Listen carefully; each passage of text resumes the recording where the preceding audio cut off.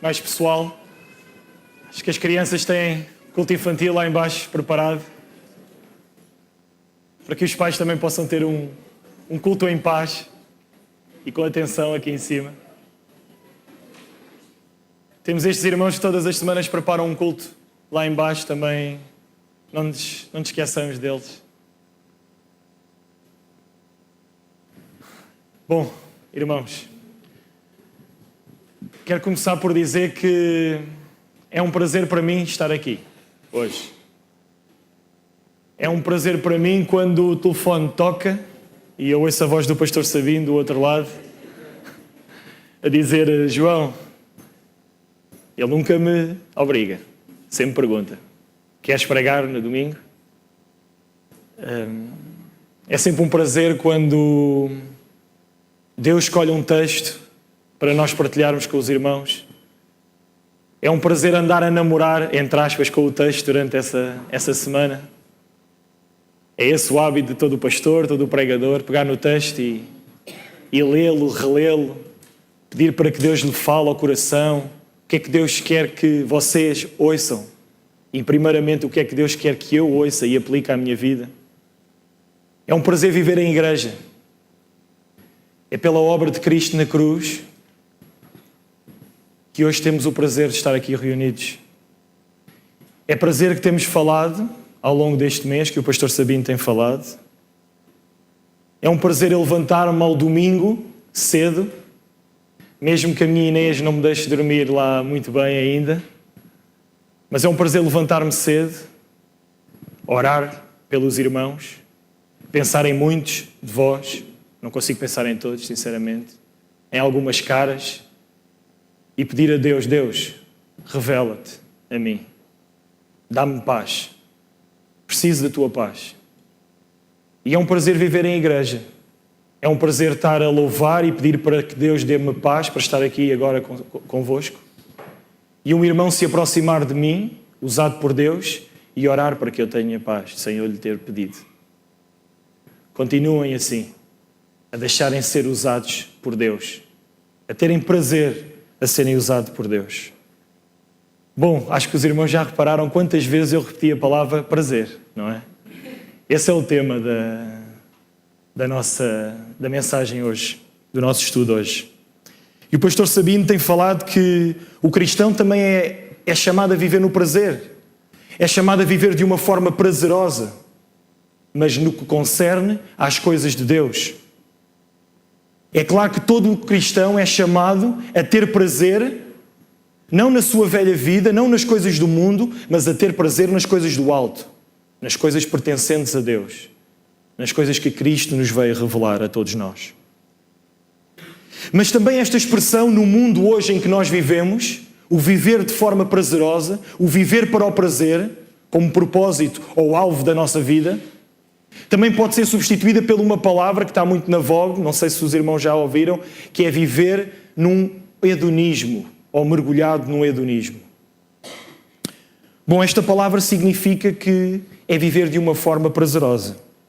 Bom, esta palavra hedonismo vem do grego hedonikos, que significa prazeroso, que por sua vez vem de outra palavra, hedon, que significa prazer em grego. Mas o que é o hedonismo? Conforme a sociedade nos incute a viver. O hedonismo é uma forma de viver, pode também ser vista como uma doutrina moral de cada pessoa, em que cada um busca o seu próprio prazer para a sua vida. E que o propósito de vida dessa pessoa é única e exclusivamente trazer prazer à sua vida e viver mergulhado em prazer. Resumindo, irmãos, uma pessoa hedonista é uma pessoa que única e exclusivamente vive para buscar prazer. E esse é o propósito principal da sua vida. Como filosofia de vida, este viver prazeroso, este hedonismo, ele surgiu na antiga Grécia, pelas mãos de Epicuro, um pensador na altura. Bom, este filósofo afirmava que o prazer da carne, o prazer do corpo, era o único sentido da vida que o homem poderia ter. Eles iam mais longe, irmãos. Eles afirmavam que também só pelo viver hedonista se poderia chegar à verdadeira felicidade. Não era possível ser feliz sem viver buscando prazer para si próprio. Um prazer egoísta, egocêntrico, centrado em si próprio. E sabem, irmãos, esta maneira de agir, esta maneira de pensar, chegou também até aos dias de hoje. Mas eu quero-vos fazer uma pergunta. Será que o nosso Deus é assim tão chato que não quer que nós tenhamos prazer? Será que o nosso Deus, de certa forma, não foi Ele que criou o prazer? Certamente não o prazer que o mundo nos incuta a viver. A sociedade nos obriga. Será que Deus não quer que homem e mulher tenham prazer no seu relacionamento? Que vivam de forma prazerosa? Que vivam de forma hedonista? No que concerne às coisas de Deus? Certamente não da forma com que o mundo vive, irmãos. Mas eu hoje quero-vos mostrar que foi o nosso próprio Deus que criou o prazer. Que foi o nosso próprio Deus que quer que nós vivamos desta forma. Prazerosa. Na nossa vida, no nosso casamento, entre Ele e ela. Mas não foi só há 2000 anos atrás, irmãos. Também hoje, nós e o mundo, a sociedade, quer nos impor uma forma hedonista de viver sem Deus. Hoje, o propósito de vida de muitas pessoas é viver única e exclusivamente com o foco em trazer prazer à sua vida. Eu vou convidar os irmãos a abrir no Novo Testamento, na carta do apóstolo Paulo à igreja em Colossos. Vamos abrir em Colossenses, capítulo 3. Colossenses.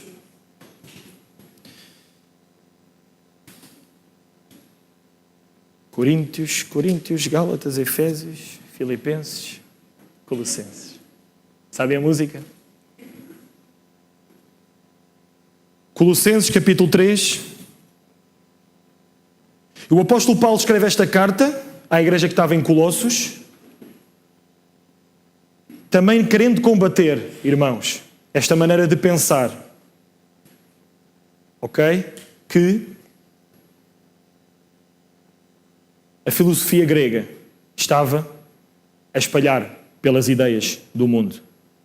Então Colossenses capítulo 3 diz: portanto, e esta palavra, irmãos, pode ser substituída e uma melhor tradução é já que foste ressuscitado juntamente com Cristo, e o que Paulo está aqui a dizer, olha, já que vocês se identificaram com a morte e com a ressurreição de Cristo, já que vocês se assumiram como cristãos, já que vocês decidiram tomar a vossa cruz e me seguir, já que vocês desceram às águas do batismo e ressuscitaram com Cristo para uma nova vida, buscai as coisas do alto, ou do céu, como diz outras traduções, onde Cristo vive, assentado à direita, à destra de Deus.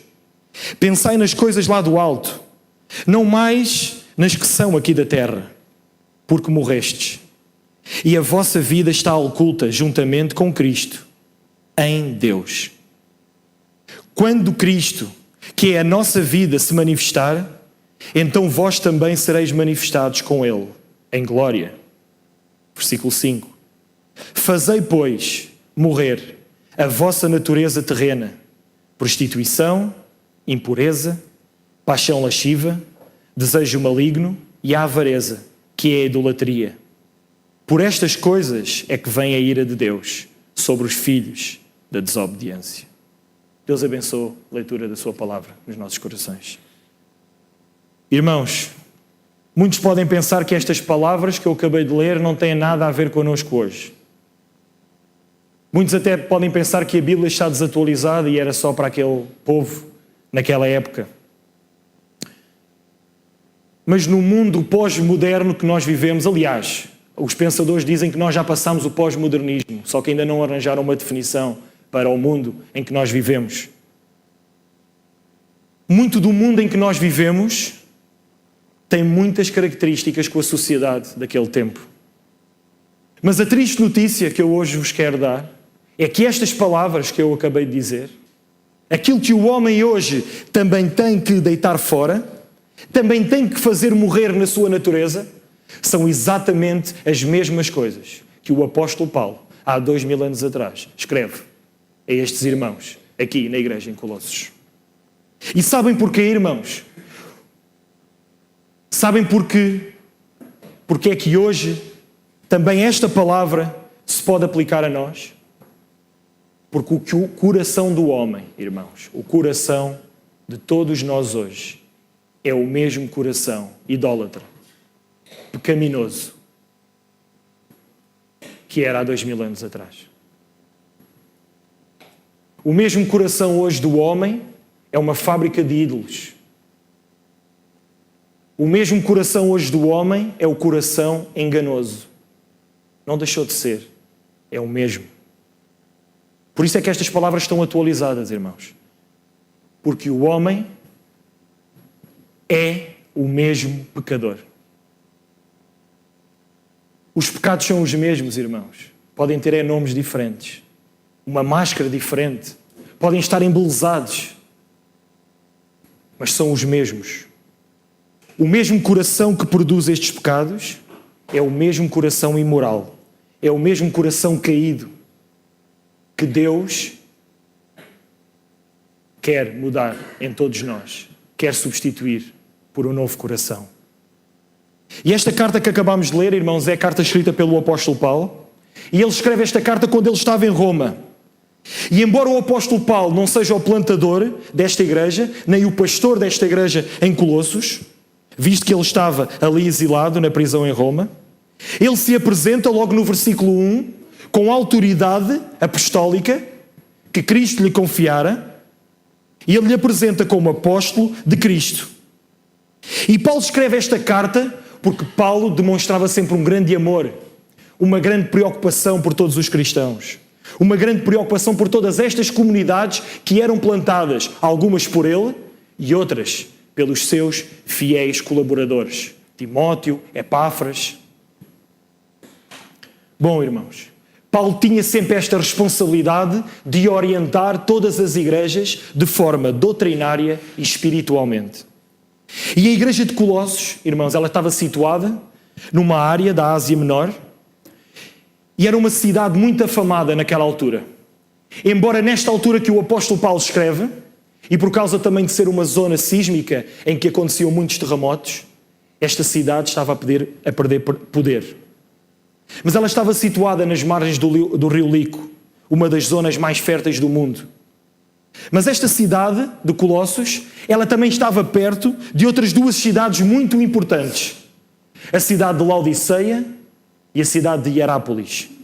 Aliás, quando o apóstolo Paulo escreve esta carta aos Colossenses, ele diz, lá no capítulo 4, e se os irmãos quiserem ver, capítulo 16, entre o capítulo 18, o apóstolo Paulo diz que depois destes irmãos ali reunidos em Colossos lerem a carta, enviassem esta carta e o seu conteúdo à igreja que estava ali também em Laodiceia.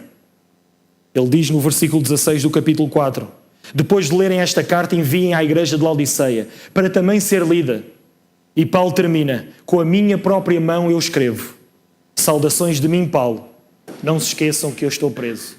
Deus vos abençoe. Bom, essa carta chegou até à igreja hoje, aqui em Queluz. Não só até à igreja de Laodiceia. Paulo não queria só corrigir os erros doutrinários, os erros espirituais que havia na igreja de Colossos. Paulo queria também que a sua carta pudesse circular. E hoje, Deus fez com que nós também pudéssemos estar aqui a lê-la. E em português, para percebermos melhor. Hoje também nós estamos aqui em Queluz, irmãos, a ler esta carta, a aprender com o que ele diz e, se necessário, hoje, não amanhã, hoje, é corrigir alguma coisa que não esteja de acordo com aquilo que é a doutrina de Cristo. Irmãos, esta cidade estava plantada, esta igreja, esta comunidade estava plantada numa região muito hostil ao cristianismo. Aliás, qual é a igreja que não está plantada numa região hostil ao cristianismo? O mundo em que nós vivemos é um mundo hostil ao cristianismo. Inimigos da fé não faltavam naquela igreja em Colossos. Inimigos da fé não faltam hoje lá fora, com erros doutrinários bastante graves. E é com base nestas doutrinas contra o cristianismo que o apóstolo Paulo escreve esta carta e a envia para combater heresias que estavam a nascer dentro e no seio do povo de Deus. E haviam vários grupos, irmãos, várias correntes filosóficas a nascer, várias ideias a nascer dentro desta igreja em Colossos. E um destes grupos eram chamados os gnósticos. Os gnósticos tinham como cabo, tinham como alvo introduzir um gnosticismo dentro da doutrina cristã, dentro da fé cristã.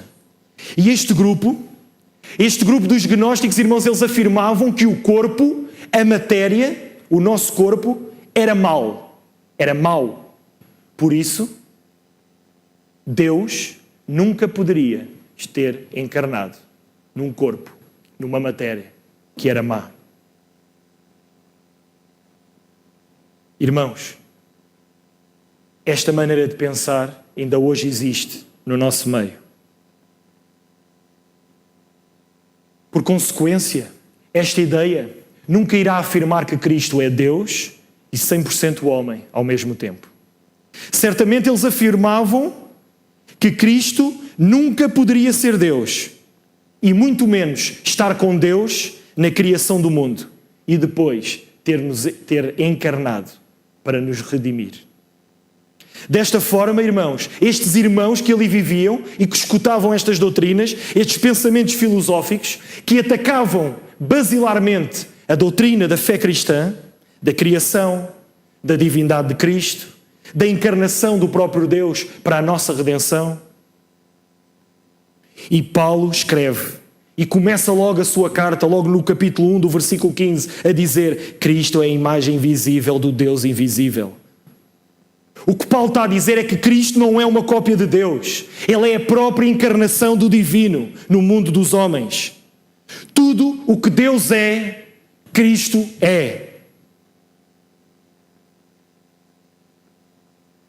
Jesus foi o próprio a dizer: quem vê o Pai, vê-me a mim. Eu e o Pai somos, repitam comigo, irmãos, um. Certamente eles não queriam que aqueles irmãos em Colossos repetissem como vocês repetiram agora. Certamente eles atacavam a doutrina que Cristo não poderia estar com Deus na criação dos céus e da terra e de tudo o que se vê e que não se vê. Certamente eles atacavam, irmãos, a doutrina que Cristo já existia antes da fundação do mundo. No versículo 19 do capítulo 1, eu tenho estado, se quiserem acompanhar, Deus achou por bem estar totalmente presente no seu Filho e também por meio dele reconciliar consigo todo o universo, fazendo as pazes pela morte de seu Filho na cruz. E assim, tudo o que existe na terra e no céu ficou em paz com Deus. Amém. Era neste tipo de doutrinas, de pensamentos do diabo, irmãos, que as testemunhas de Jeová se baseiam. Eles afirmam a inferioridade de Deus. Para eles, Jesus é o primogênito, o primeiro ser a ser criado. Mas o que significa a palavra primogênito nesta carta aos Colossenses é que Jesus não é o primeiro ser a ser criado. Ele é o primogênito não porque ele foi o primeiro a ser criado, ele é o primogênito porque ele tem a herança de tudo. Tudo lhe foi dado por herança. Ele tem a primazia de tudo. Tudo foi posto aos seus pés. Porque senão, como é que alguém podia ser unigênito, único, e ser primogênito, o primeiro? Se é único, não pode ser primeiro de muitos. O que Paulo está aqui a gritar, irmãos, o que eu vos quero hoje também ensinar, antes de passarmos à aplicação à nossa vida, porque também no mundo hoje, muitas seitas religiosas pegam nestes pensamentos e os mascaram, dão-lhes outro nome. E o que nós devemos guardar na nossa mente e no nosso coração, irmãos, é que Cristo não é o primeiro a ser criado, como eu disse. Ele é o primogênito, ele é o que tem a primazia sobre tudo. Cristo não é um intermediário pelo meio do qual o mundo material veio a ser criado. Ele é o próprio Criador. Cristo não é um espírito iluminado que não habitou em nenhum corpo e que veio conduzir o homem a Deus pelos atalhos de um conhecimento místico ou esotérico. Porque os gnósticos, a gnose, também diziam que era pelo conhecimento que nós chegávamos ao pleno conhecimento de Deus. Cristo também não é esse. Ele é o Redentor, o próprio Deus encarnado, que veio ao mundo resgatar o homem através do derramamento de sangue na sua cruz. Irmãos, se nós diminuirmos a pessoa de Cristo, nós nunca vamos perceber o quanto Deus é amor. Se nós não percebermos que foi o próprio Deus que veio habitar entre nós e a si mesmo se entregou, nós nunca vamos perceber o quanto Deus nos amou, se reduzirmos a pessoa de Cristo. Meus queridos, além destas filosofias gnósticas por parte dos gregos, que minavam a sã doutrina, o ensino, havia algo que Paulo também queria ver combatido. É que também ali em Colossos haviam muitos judeus que, à semelhança do que acontecia na Galácia, na igreja dos Gálatas, também ali estes judeus obrigavam os crentes a voltarem às tradições judaicas, a restrições de alimentos, à prática da circuncisão. E se este grupo, os gnósticos, diminuíam a pessoa de Cristo, estes judeus diminuíam a obra de Cristo na cruz. Ainda hoje, irmãos, acabamos de cantar: está consumado, está pago. Não há nada que nós possamos fazer, apenas nos arrependermos. Estes judeus ali, que incutiam estas tradições aos cristãos, eles queriam diminuir a obra que Jesus tinha feito. Mas eu quero-vos perguntar, o que é que isto que eu acabei de dizer tem a ver com o hedonismo? Com o prazer?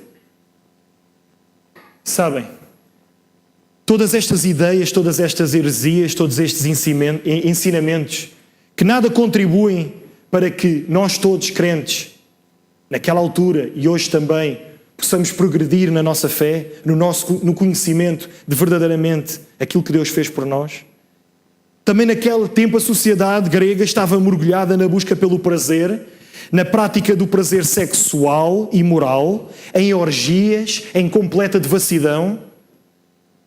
Muitos destes novos crentes, antes de o serem, irmãos, eram cidadãos desta sociedade hedonista e tinham certamente estas práticas imorais nas suas vidas, numa vida anterior a terem recebido Cristo como seu Senhor e Salvador. Mas também naquele tempo como agora, se nós não tivermos uma sã doutrina, se nós não tivermos uma visão perfeita de quem é Cristo, se nós não tivermos uma visão perfeita daquilo que Ele fez por nós, nós vamos agarrar a religiosidade vazia, a tradições, a obrigações, a legalismos. E sabem, irmãos, tudo isto não vai produzir em nós crescimento espiritual. se nós nos tornarmos legalistas, se nos deixarmos contaminar por estas seitas, muitas delas que nos obrigam a guardar o sábado, ficamos nas mãos do pai da mentira, que é Satanás.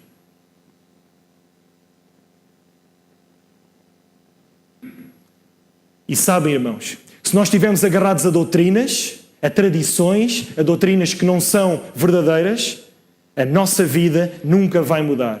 Nunca vamos nascer para uma nova vida em Cristo, para uma novidade de vida.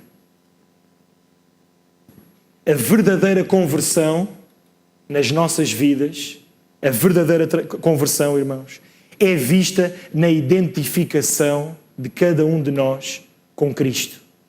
Por isso é que Paulo nos diz: se já fostes ressuscitados. É na nossa identificação com aquilo que Cristo fez, também nós carregarmos a nossa cruz, que esta verdadeira conversão vai ser operada em nós. Irmãos, é por isso no início do capítulo 3 o apóstolo Paulo diz: portanto, uma vez que já deixaram estas coisas, procurem as coisas do alto. Sabem, meus amigos, só quem tem o Espírito de Deus tem capacidade de procurar as coisas que são dele.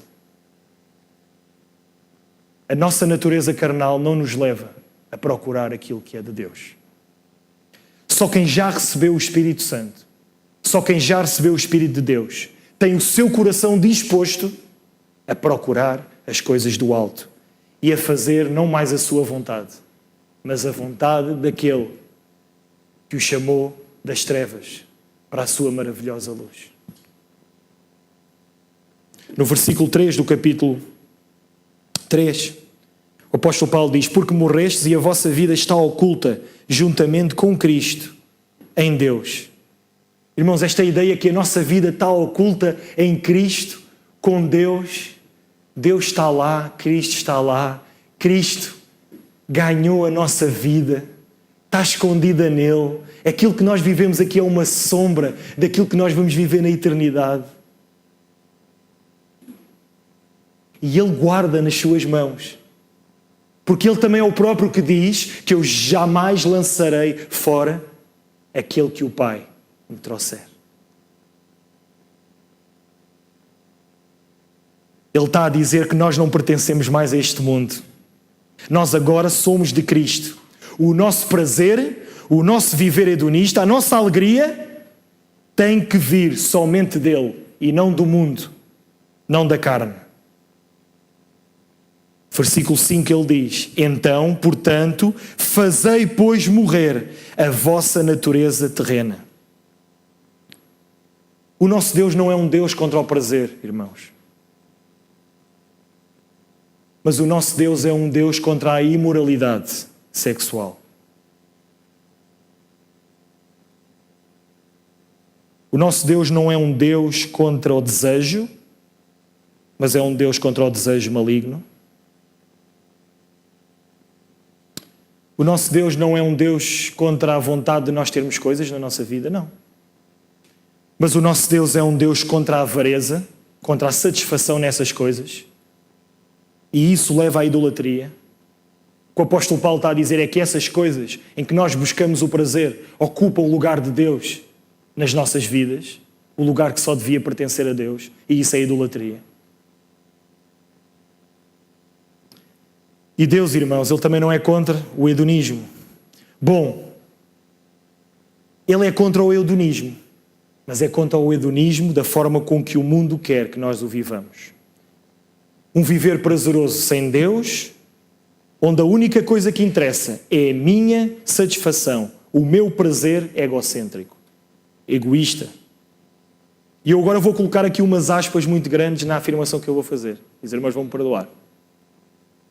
Mas também vão-me deixar explicar até ao fim. O nosso Deus nos criou para o hedonismo. O nosso Deus nos criou para vivermos no hedonismo, numa sociedade hedonista. É assim que Ele quer que homem e mulher vivam. Não só homem e mulher, mas também homem e mulher vivam. O homem que tem total satisfação e prazer na mulher, e a mulher e vice-versa. E esta sociedade que Deus criou hedonista, eu vou convidar os irmãos a abrirem as vossas Bíblias, logo no início, lá no livro de Gênesis, no capítulo 1. Livro de Gênesis, no capítulo 1.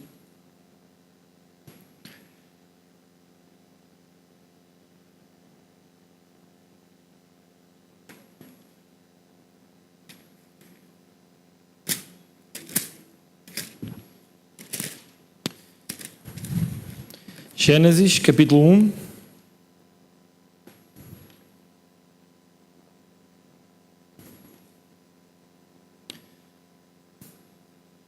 O que nós vamos ler, irmãos, quero que tenham esta ideia na mente. Deus nos criou para o hedonismo.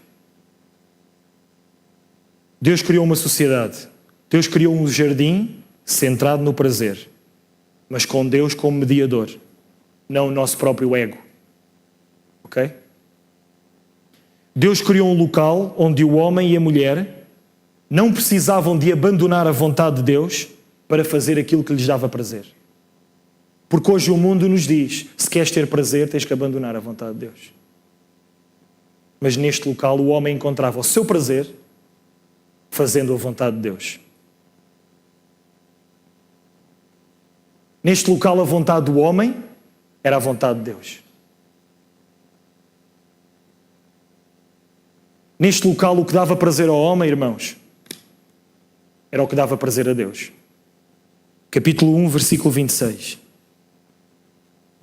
Também disse Deus, façamos o homem à nossa imagem conforme a nossa semelhança. Façamos, irmãos, plural, Cristo estava lá. Tenham ele domínio sobre os peixes do mar, sobre as aves dos céus, sobre os animais domésticos e sobre toda a terra e sobre todo o réptil que rasteja pela terra. Criou Deus, pois, o homem à sua imagem. À imagem de Deus o criou, homem e mulher os criou. E Deus os abençoou e lhes disse, sede fecundos, multiplicai-vos, enchei a terra, sujeitai-a, dominai-a sobre os peixes do mar, sobre as aves dos céus e sobre todo o animal que rasteja pela terra.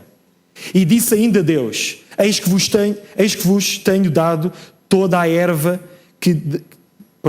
eis que vos tenho dado todas as ervas que dão sementes e se acham na superfície de toda a terra, e toda a árvore em que tem fruto e que dê semente, e vos será por mantimento. E a todos os animais da terra, e a todas as aves dos céus, e a todos os répteis da terra, em que há fôlego de vida, toda a erva verde lhe será para mantimento. E assim se fez. E viu Deus que tudo quanto fizera, e eis que era muito bom. Houve tarde e manhã, o sexto dia. Havia um viver prazeroso aqui neste local. Havia plena satisfação do homem em Deus, no Éden. O homem e a mulher viviam na presença de Deus, buscavam nele prazer e também um no outro. Aliás, irmãos, neste local, homem e mulher satisfaziam todas as suas necessidades de forma plena. Um pensador e também teólogo, pastor muito conhecido, hoje não está cá a Anice Cavaco, ela gosta muito do John Piper. O John Piper fala acerca do hedonismo cristão, do modo de viver cristão. E ele diz que Deus é mais glorificado em nós quanto mais nós somos satisfeitos nele. Eu vou repetir, irmãos. Deus é mais glorificado em nós quanto mais nós somos satisfeitos nele. Este foi o propósito da criação. O homem, satisfeito em Deus, viver para a sua glória. E era neste viver prazeroso, era neste mundo hedonista que o homem vivia. E o que dava prazer ao homem era o que dava prazer a Deus. Era por prazer, irmãos, e com prazer que o homem dominava sobre os peixes, sobre todos os animais, sobre toda a terra. Era certamente com prazer que Adão olhava para Eva e dizia-lhe coisas bonitas, conforme nós já vamos ver. Era certamente com prazer, irmãos, que Adão ouviu Deus a dizer: sai da casa do teu pai e da tua mãe, não é? E vai habitar com a tua esposa. Une-te a ela. Aliás, irmãos, quando Deus cria Eva, foi certamente com prazer que Adão se virou para ela e lhe recitou a primeira serenata. Adão também era romântico, vocês sabiam? Ele diz: afinal, esta, ossos dos meus ossos, carne da minha carne. Ele estava-lhe a recitar uma serenata. Chamar-se-á varoa, por quando do varão foi tomada. Adão tinha prazer na ajudadora que Deus lhe criou. Tanto quando a viu, o seu coração não aguentou e então ele recitou. Vou-vos contar aqui uma... Eu costumava fazer umas serenatas à Joana quando namorávamos. A minha sogra não gostava lá muito. Às vezes vinha à janela assim, mandar-me embora. Mas pronto. É o amor, é o prazer no coração, a gente não aguenta, o homem não aguenta. Bom, irmãos, isto para dizer que era com prazer que Adão e Eva viviam, era com alegria que eles tinham um para o outro. Foi com prazer que eles ouviram certamente que seriam uma só carne. E atenção, isto não significa só o ato sexual em si. Mas foi com prazer que eles ouviram isto. Foi com prazer que eles ouviram certamente, Gerardo, Filipa, que se tinham que multiplicar. Também com prazer. Foi para isso que Ele nos criou. Foi para o prazer que o homem criou Adão e Eva. Eles estavam a cumprir o plano de Deus, irmãos, mas não sem prazer. Eles estavam a cumprir o plano de Deus de uma forma hedonista, onde Deus era a fonte e o alvo do seu prazer. Não hoje na nossa sociedade, onde a fonte e o alvo do prazer sou eu. Não, ali a fonte e o alvo do prazer era Deus. Também hoje, irmãos, um casal convertido a Cristo tem prazer nas coisas do céu, tem prazer nas coisas do alto, tem prazer em se relacionar com Deus.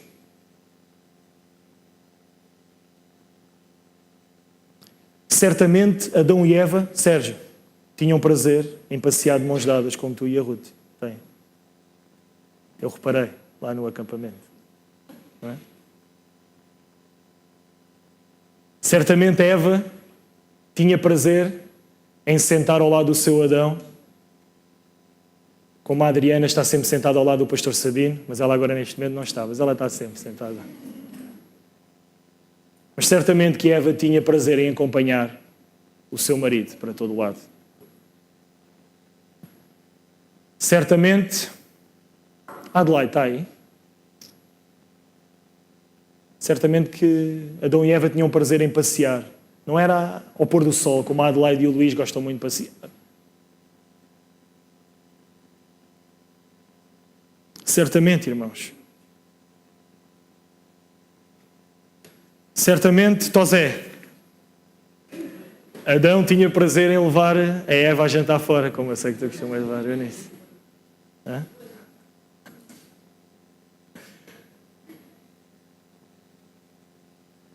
Este prazer que vocês sentem um com o outro, irmãos, que eu sei, de conversas que nós tivemos, não inventei aqui nada, é este prazer que glorifica a Deus.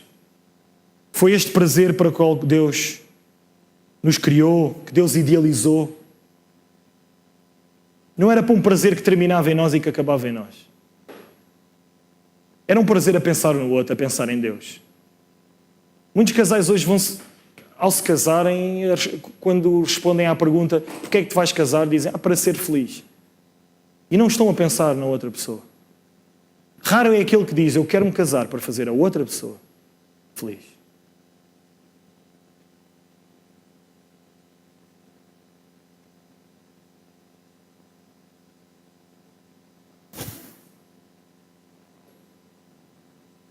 Mas sabem, irmãos, e para terminar,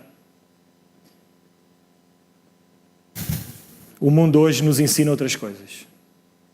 Também nós, para termos esta capacidade de amar-nos uns aos outros, como homem e mulher, temos que largar certas coisas da nossa vida.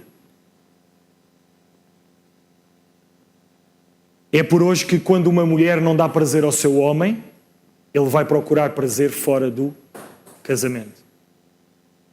É isso que a sociedade nos ensina. A sociedade nos ensina que quando um homem ou uma mulher deixam de dar prazer um ao outro, então um homem e uma mulher podem procurar prazer noutro homem ou noutra mulher.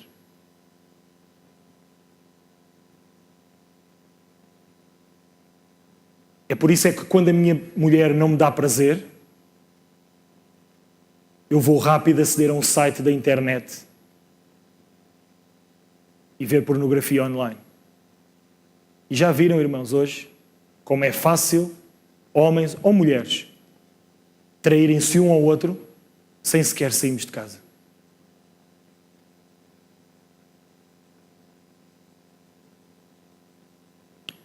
Este mundo hedonista é também aquele mundo que se tornou sensual, erotizado. Há 20 anos atrás, irmãos, quando queríamos vender um produto para lavar a roupa, apareceu uma senhora a cantar uma música e um lençol muito branco. Então as pessoas, pela brancura do lençol, ficavam atraídas à qualidade do produto e compravam o produto.